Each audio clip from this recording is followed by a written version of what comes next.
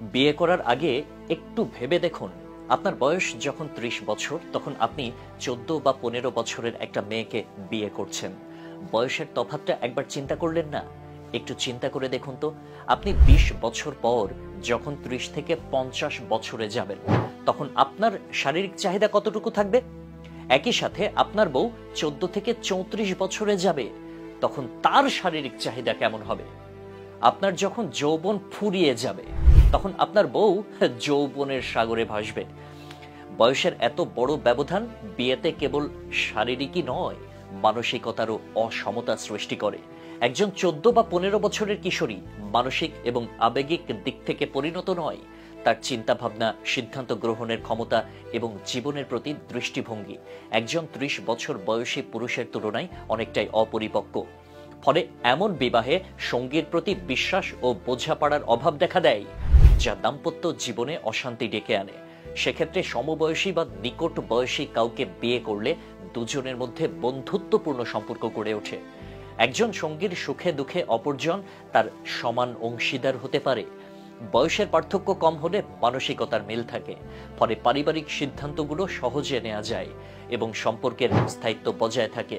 অথচ দুঃখজনক হলেও সত্য, আমাদের সমাজে অনেক শিক্ষিত পুরুষ তার চেয়ে অনেক কম বয়সী মেয়েদের বিয়ে করতে চান, বিশেষ করে যারা মাত্র স্কুল বা কলেজে পড়ছে। অথচ আমাদের উচিত শিক্ষিত নারীদের সম্মান দেওয়া এবং তাদেরকে জীবন সঙ্গী হিসেবে বেছে নেওয়া। একটি সুশিক্ষিত নারী সংসারে আলোকবর্তিকা হিসেবে কাজ করে, যা পুরো পরিবারের উন্নয়নে ভূমিকা রাখে। একই সাথে পরিণত বয়সের নারীকে বিয়ে করার কিছু ইতিবাচক দিকও রয়েছে।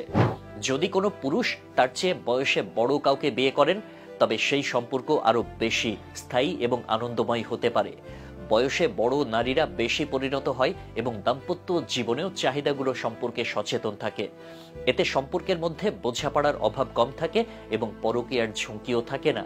শুধুমাত্র বয়সের এতটা পার্থক্যের কারণেই আজ সমাজে পরকীয়া বেড়ে যাচ্ছে।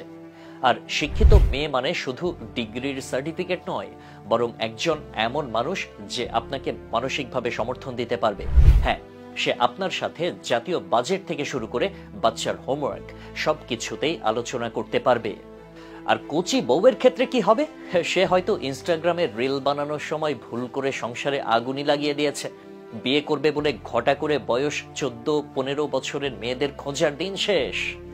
এখন আর সেই আমলের রাজা বাদশার যুগ নেই যে নবাবী ঠাটে কিশোরী রানী এনে নিজের যৌবন বৃক্ষের নিচে বসাইয়ে রাখবেন। এই অভ্যাসটা এখন শুধুই বদ অভ্যাস। আরে ভাই, আপনার বয়স যদি ৩০ হয়, তাহলে সমবয়সী বা কাছাকাছি বয়সের কাউকে বিয়ে করেন। আপনিও সুখে থাকবেন, বউও দুঃখে আপনার পাসওয়ার্ড চেক করবে না। জীবনের সঙ্গী এমন একজন হওয়া উচিত যিনি আপনার দুর্বল সময়ে পাশে দাঁড়াবেন, আপনাকে মানসিক সান্ত্বনা দেবেন,